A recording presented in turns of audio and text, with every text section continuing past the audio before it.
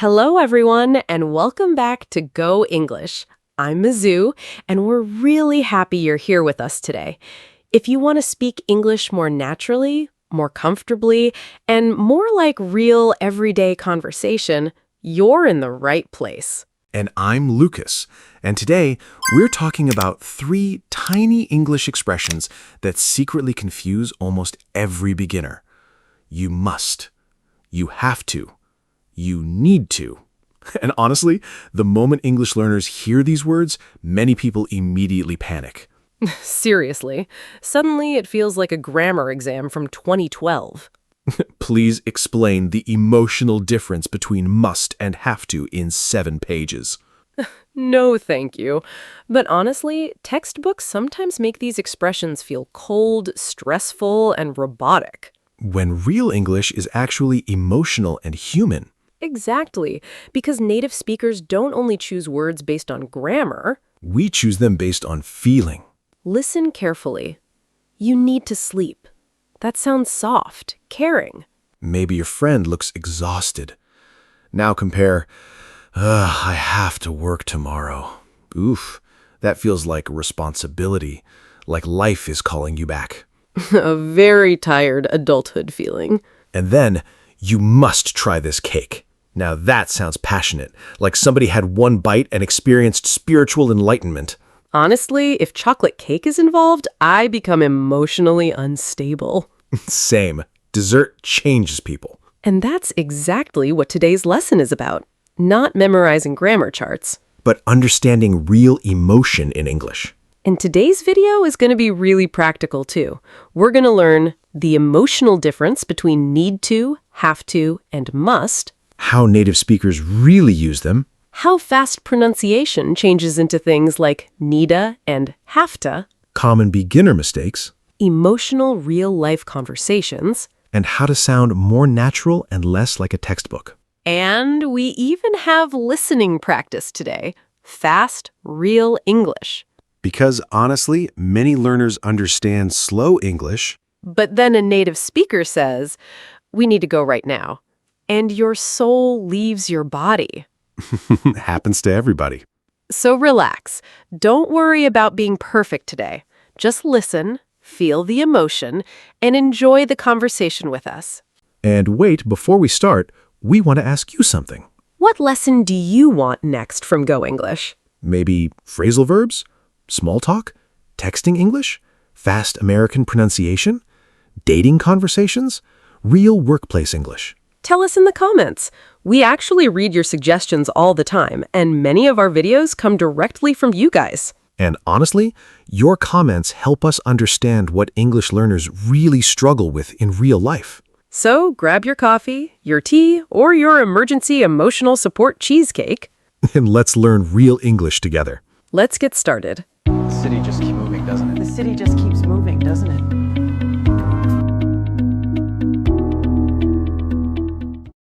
Okay, so first, let's talk about need to. And this one is very common in real life. Native speakers use it all the time. Yeah, and emotionally, need to usually feels softer, more personal, and more practical. Right. It often comes from inside you, like your body, your emotions, your situation, your life. For example, I need to drink more water. That's not a strict rule. Nobody's forcing you. You just feel it's important for your health. Or maybe your friend looks exhausted, and you say, you need to rest. That sounds warm, supportive. Exactly. It feels caring, not aggressive. And honestly, adults say this sentence to themselves every single day. I need to sleep. Especially after scrolling on your phone for 3 hours at night. See, that is real English. Here are a few more examples you'll hear all the time. We need to leave soon. I really need to clean my room. I need to study tonight. You need to eat something. And notice something important here. These sentences don't feel super strong or scary. They feel human. Yes, need to is often connected to everyday life. Health, sleep, studying, saving money, stress, emotional support. Like when your friend is spending too much money online. You need to stop buying cute notebooks. But what if the notebook heals my emotional pain? Lucas, you already have 40 notebooks. And I love every single one of them. Okay, honestly, I understand. And speaking of cleaning, didn't you say your room was messy yesterday? My room gets scary sometimes. Not sometimes, every week. Wow, betrayal right here on the podcast. I'm just telling the truth. But this is actually a good example. I really need to clean my room. That sounds personal, practical, normal. Not like a police officer saying, you must clean your room. Exactly. Totally different feeling.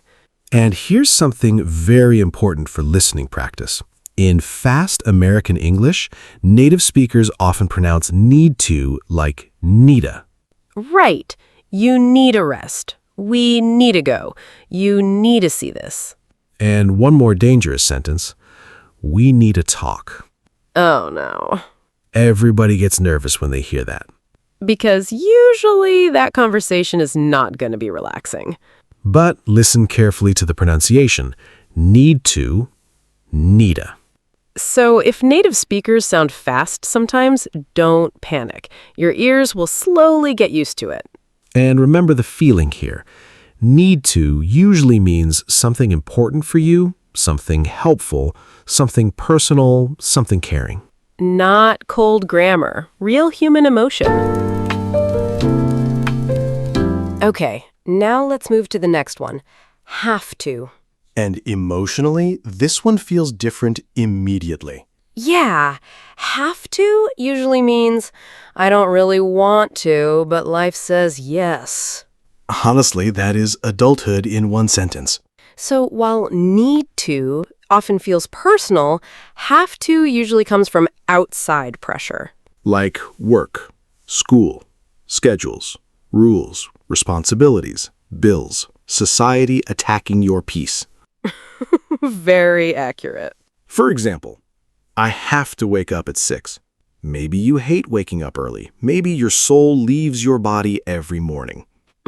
But your job says, get up. Exactly. Or she has to work tonight. We have to pay rent. I have to study for the test. Notice the feeling here. These are not usually personal dreams or emotional desires. These are responsibilities. Things you must do because life, work, school, or other people expect it.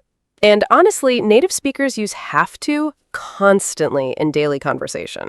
Oh, absolutely. Like every Sunday night, I have to work tomorrow. Ugh, that sentence hurts emotionally. Especially around 10 p.m. when you suddenly remember your weekend is ending. We have to answer emails, we have to cook, we have to survive. Why is being an adult basically just a long to-do list? And bills. Don't forget bills. Never. They always find you. Here's another supernatural example. I have to go now. Native speakers say this all the time, like leaving work, ending a phone call, leaving a party, escaping awkward conversations. Especially awkward conversations. Sometimes I have to go really means, please save me. True. But now let's compare something very important, because beginners often confuse need to and have to. Listen carefully. I need to exercise. That sounds personal. Maybe you want to be healthier, you want more energy, you want to feel better. Now compare, I have to exercise. Ooh, different feeling. Now maybe your doctor told you, your trainer is forcing you, you have a health problem, somebody gave you instructions. So have to feels more external, like pressure coming from outside your heart.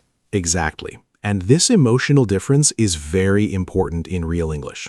Because native speakers feel this naturally. We're not always thinking about grammar rules in our heads. We're thinking about feelings and situations. And one more pronunciation tip. In fast-spoken English, have to often sounds like hafta. Right. I have to wake up early. We have to leave soon. I have to study tonight. So if you hear hafta, don't panic. It's just fast, natural spoken English. And honestly, sometimes you can hear the sadness inside the pronunciation. I have to go to work. That sounded emotionally painful. Because it was emotionally painful. So remember the core feeling here. Have to usually means responsibility, outside pressure, schedules, rules, life obligations. Basically the things we do even when we'd rather stay in bed. Okay, now let's talk about the strongest one of the three. Must. And emotionally, this word feels strong, serious, and sometimes very passionate. Yeah, when people use must, there's usually a lot of emotion behind it. Sometimes excitement, sometimes urgency, sometimes rules. So let's start with the fun version first. Native speakers actually use must a lot when they're emotionally excited about something. Oh, definitely. Like, you must watch this movie. You must try this ramen place. You must listen to this song. That doesn't sound cold or formal. It sounds passionate. Like your friend is emotionally yelling, "This changed my life!" Exactly. And honestly, when my friend says, "You must watch this drama," I know she's emotionally serious. Meaning your weekend plans are now gone. Completely gone. And notice something important here. Must often feels stronger than should. Compare these. You should try this cafe. Nice suggestion. Versus, you must try this cafe. Now the speaker feels emotionally intense. Like the croissant is about to change your future. And honestly, sometimes it does.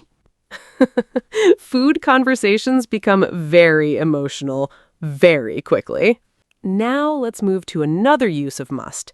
This time, rules. And this version sounds more serious and formal.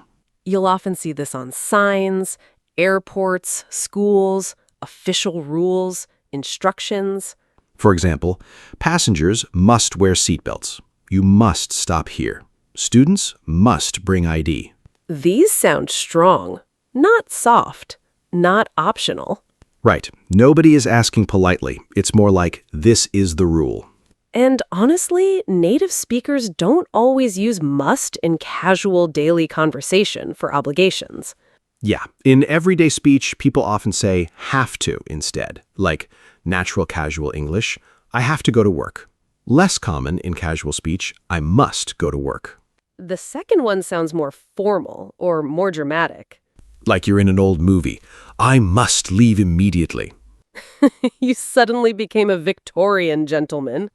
And I respect it. Okay, now we need to talk about something very important for beginners. Yes, this part causes a lot of confusion. Must not. And emotionally, this is very strong. When someone says, you must not touch that, that means don't touch it. Maybe it's dangerous. Maybe it's forbidden. Maybe something terrible will happen. Another example, you must not park here. That's not advice. That's a warning. Now compare this very carefully because this difference is super important. First sentence. You don't have to come. That means it's okay if you don't come. No pressure. Optional. Maybe the person is trying to be kind. Like, don't worry. You don't have to come if you're tired. Now listen to this. You must not come. Ooh, totally different feeling. Now it means do not come. Seriously. Stay away. Maybe it's dangerous. Maybe you're not invited. Maybe there's a problem. So beginners really need to remember this. Don't have to does not mean must not. One means optional. The other means forbidden. Huge difference emotionally. Honestly, one sentence sounds caring, and the other sounds like security is about to appear. Very true. So, let's review the feeling of must. It can mean strong emotion, strong advice, excitement, serious rules, strong warnings. It's not just grammar, emotion, energy, and intensity. Okay, so now that we understand the feelings behind need to, have to, and must, Let's move into real daily conversations. because honestly, this is where English becomes alive. Yeah, native speakers don't sit around thinking, ah, yes, this is external obligation grammar. No, we just react naturally to situations, emotions, stress, people, life. And sometimes chaos. So while you listen, try to feel the emotion first, not just the grammar. Scene 1. Running late. Oh, no. I have to leave in 5 minutes. Okay, first of all, you need to calm down. I'm trying, but I still need to find my keys. Did you check your bag? Yes. Your jacket? Yes. Your hand? Oh, There they are. why am I like this? Because your brain stops working when you panic. Honestly true. And notice the feelings here. I have to leave in 5 minutes. That's pressure, a schedule. You need to calm down. That sounds caring and helpful. Exactly. Different emotions immediately. And in fast English, native speakers might say, I have to leave. You need to calm down. So don't panic if you hear those fast sounds in movies or YouTube videos. Scene 2. Sick friend. You look exhausted. I barely slept last night. You need to rest. But I have to finish work today. No, you must take care of yourself. Oh, that sounded very serious. Because sometimes must becomes emotional, like, I really care about you. And honestly, native speakers do this a lot. When emotions get stronger, must get stronger too. Exactly. And listen to the emotional levels here. You need to rest. Soft care. You must take care of yourself. Strong emotional concern. It feels more intense, more serious. Like your friend is speaking from the heart. Also, this is very natural spoken English. I have to finish work. That exhausted hafta sound is extremely real. Scene 3. Restaurant. Okay, you must try the cheesecake here. You say that at every restaurant. Because I believe in dessert emotionally. That sounded deeply personal. This cheesecake is life-changing. You said that about ramen yesterday. And I meant it. See, this is how native speakers use must naturally, not only for rules. Sometimes it's excitement. Exactly. You must try this. You must watch this. You must hear this song. It's emotional recommendation English. And honestly, Americans become very dramatic about food. Very true. Scene 4. Student life. I have to study tonight. Yeah, and you need to focus. I know, but my phone keeps distracting me. You must stop checking your phone every 2 minutes. What if something important happens? Nothing important is happening at 1:14 a.m. That's fair. And again, listen to the emotional flow here. I have to study tonight. Responsibility. I need to focus. Personal goal. You must stop checking your phone. Strong advice. 3 expressions, 3 different feelings.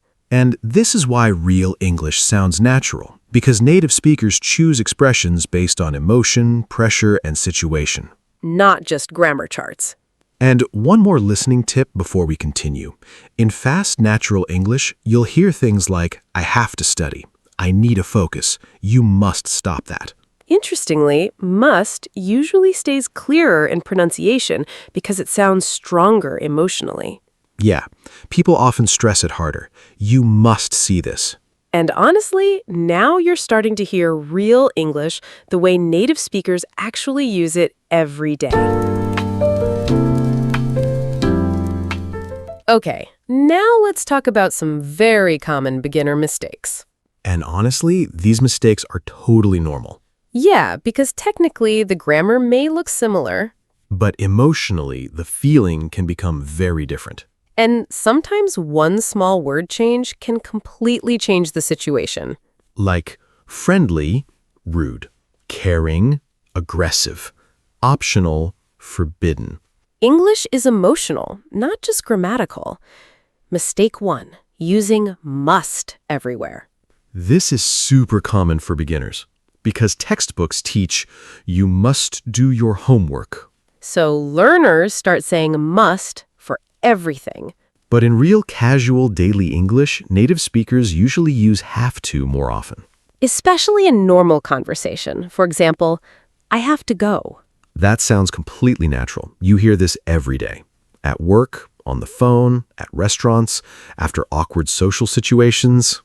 Especially awkward social situations. Now compare I must go. That's not wrong, but it sounds more formal, serious, or dramatic. Like you're leaving a castle in 1842. I must leave before sunrise. Why do you become a movie character every time? Because must has strong energy. Exactly. So in casual speech, I have to go usually sounds more natural. And in fast English, I have to go. You'll hear that constantly from native speakers. Mistake 2, confusing don't have to and must not. Okay, this mistake is really important because these two expressions are almost opposites emotionally. Listen carefully. You don't have to cook tonight. That means it's okay if you don't cook. No pressure. Optional. Maybe your partner is trying to be kind, like, you look tired. You don't have to cook tonight. That sounds warm and supportive. Now compare this. You must not cook this. Ooh, totally different. Now it means do not cook this. Maybe it's dangerous. Maybe the food is spoiled. Maybe the kitchen is literally on fire. Hopefully not the last one. So remember, you don't have to means optional. You must not means forbidden. Huge emotional difference. One sounds caring, the other sounds like an emergency. And honestly, beginners mix these up all the time. So really train your ears to hear the feeling. Mistake 3, sounding too aggressive. Okay, this one is very important socially because sometimes beginners accidentally sound too strong. For example, you must do this. Depending on the situation, that can sound aggressive, like a boss, a strict parent, somebody giving orders. Especially if you say it with strong voice stress. You must do this. That sounds intense. So in friendly conversation, native speakers often choose softer expressions instead, like, you should do this, or you need to try this. Those sound more relaxed and human. For example, aggressive, you must exercise. Softer, you should exercise, or you need to exercise more. One sounds like a command, the other sounds like care or advice. And honestly, emotional tone matters so much in English. Sometimes grammar is technically correct, but emotionally weird. That is such an important point, because real English is not only about correct grammar. It's about tone, emotion, relationship, situation, energy. Basically, learning English is also learning human behavior. That sounds deep, but honestly, it's true. Okay, now we're getting into something really important for understanding native speakers. Fast, real English. Because honestly, a lot of beginners study grammar very hard. But then a native speaker talks, and suddenly it sounds like, what do you want to do? And your brain just leaves the chat. Exactly. So let's slow things down and learn how real people actually speak in daily life. First, let's look at need to. In fast, natural English, native speakers often say needa. Right. Not need to. More like needa. Examples. We need to go. You need to see this. I need to get some sleep. And honestly, you'll hear needa super fast sometimes. Like, need to go, need to eat, need to leave. So if you hear needa, don't panic. It's just need to becoming smoother and faster. This happens because native speakers connect sounds together naturally. English becomes more like music and rhythm, not separate robot words. Now let's talk about have to. In fast spoken English, this often becomes hafta. Examples, I have to wake up early. You have to see this. We have to leave soon. And honestly, you'll hear hafta everywhere. Movies, podcasts, YouTube, daily conversation, TV shows, tired office workers. especially tired office workers. Ugh, I have to go to another meeting. That sounded emotionally painful again. Because meetings are emotional damage. And notice something important. Even when pronunciation changes, the feeling stays the same. Exactly. I have to wake up early still feels like responsibility. We need to go still feels practical and necessary. The emotion stays, only the pronunciation becomes smoother and faster. Listening practice mini section. Okay, let's do a mini listening practice. I'll say the fast natural version. And I'll repeat the slow beginner version. Ready? Let's do it. We need to go. We need to go. I have to wake up early. I have to wake up early. You need to calm down. You need to calm down. I have to work tomorrow. I have to work tomorrow. Very painful sentence emotionally. Especially on Sunday night. And here's something very important for learners. Don't feel bad if fast English feels difficult. Seriously, even advanced learners struggle with connected speech at first. Because native speakers don't speak like textbooks. We connect sounds. We reduce sounds. We speak emotionally and quickly. But the more you listen, the more your ears start recognizing patterns naturally. One day, your brain suddenly hears have to go, and somehow you understand, oh, he said have to go. That moment feels amazing. Like unlocking a new English superpower. And honestly, this is one of the biggest differences between textbook English and real everyday English. Real English is connected, emotional, messy, and very human.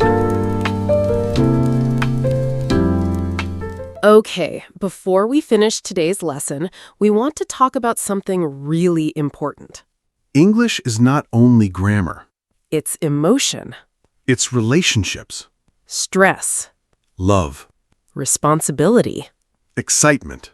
comfort. And honestly, this is why native speakers choose different expressions. Not because we're thinking about grammar charts every second. But because we feel something. For example, I need you. That sentence is emotional immediately. Yeah, it feels vulnerable, human, personal. It's not about obligation. It's emotional connection. Now listen to this one. I have to leave. Oof. That sentence can feel sad sometimes. Like, the night is ending. The airport goodbye moment. The conversation is over. Reality is calling you back. And notice, have to here feels like reality, not desire. Exactly. Maybe you want to stay, but life says, nope. That emotional difference matters so much. Now this one, you must believe in yourself. That feels strong, powerful, encouraging. Like someone is speaking directly to your heart. And honestly, this is why must can feel beautiful too, not only strict. Sometimes must carries emotional energy, like passion, encouragement, urgency, deep care. Slower emotional conversation moment. You know, when I first started learning another language, I thought everything was grammar. Yeah, a lot of learners feel that way. I kept trying to memorize rules perfectly, but real conversations still felt difficult. Because real conversations are emotional. Exactly. People speak differently when they're tired, excited, stressed, nervous, in love, joking, worried. And that's why learning English through real conversations matters so much, not just textbook sentences. Honestly, some of the most important English moments are very simple. I need you. I have to go. You must keep trying. Simple grammar, but very human feelings. Small listening challenge.